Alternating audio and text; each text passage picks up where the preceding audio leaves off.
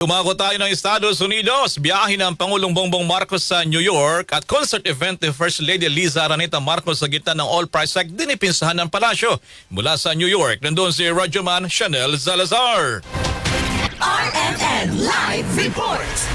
Dinipensahan ng Malacanang ang biyahe ni Pangulong Ferdinand Marcos sa New York sa kabila ng mga isyong kinakaharap ng bansa tulad ng pagtaas ng presyo ng langis. Sa ambush interview dito sa New York, sinabi ni Palace Press Officer Claire Castro na mahalagang personal na ipakita ng Pangulo sa mga miyembro ng United Nations na seryoso ang Pilipinas sa pagkuha ng non-permanent seat sa UN Security Council para sa 2027 hanggang 2028. Mas epektibo niya ito kung mismo ang Pangulo ang may kipag-usap sa mga bansa upang ipakita na handa at karapat-dapat ang Pilipinas na maging bahagi ng konseho at tumulong sa pagsusulong ng pandaigdigang kapayapaan. Wala pong ibang pagkakataon kundi ito.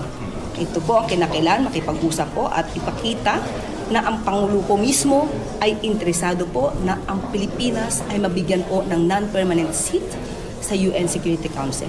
Mas maganda po talaga ang Pangulo ang nagpapakita na interesado po tayo at kaya po natin na maging miyembro at kaya po natin na panindigan ang panawagan natin para sa pandaigdigang kapayapaan.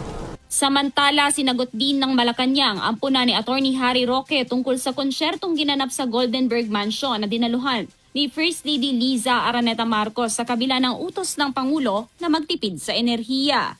Giit ni Castro, matagal nang ginagawa buwan-buwan ang naturang konsyerto para itaguyod ang kulturang Pilipino at ang talento ng mga lokal na artista. Hindi rin anya itong marangyang event, kundi isang programang pangkultura para sa mga kabataan. Kasama mo sa New York, USA, Radyoman Chanel Salazar, Tatak, RMN.